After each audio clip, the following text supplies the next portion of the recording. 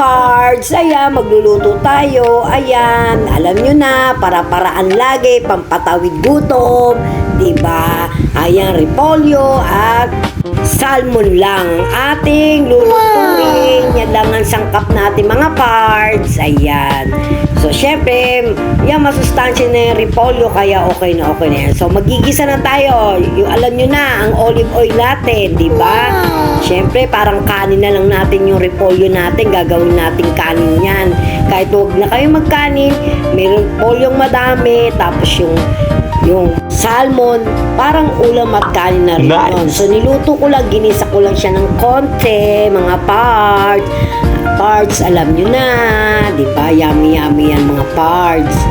Ayan. So, niligay ko na yung salmon. Nice. Ayan. So, dahil may salmon kami sa bahay, yan na lang ang mga ginagawa kong sahog. Wow! Parts. Ayan. So, igigisa lang natin siya ng konti mga parts. Siyempre, pagkaluto niyan, i-half cook din lang para mas okay at mas masarap. Diba, mga parts? Alam nyo tayo, mga parts, kailangan para-paraan din tayo, lalo na ngayon, sa panahon ngayon, naghihirap tayo, nagtataasan ng bilihin. Kailangan kung ano yung nasa bahay, yun na lang ilagay natin mga parts. Kung wala, bibili tayo ng mga mura. Diba na, pwedeng ulamin na masustansya na healthy pa. Diba mga parts? O syempre yan, repolyo, alam nyo na, diba?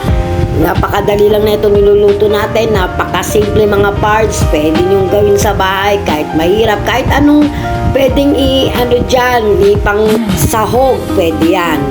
Kahit anong pangsahog. Kung may baboy kayo, may sardinas kayo, may isda kayo, pwede dyan. Goods na goods yan. Para sa ating mga tao na kailangan magtipid, diba? Pero healthy ang kinakain. So, nilagyan ng magic sarap, syempre, para may lasa.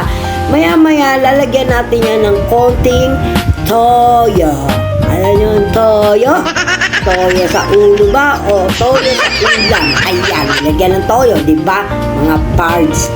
Ayan. So, syempre, halu-haluin yan para naman yung lasa masipsip ng ating repolyo. Okay.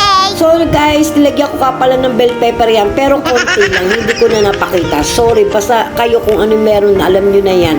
Kahit huwag nyo nang lagyan, okay? So, may bell pepper lang konti yan.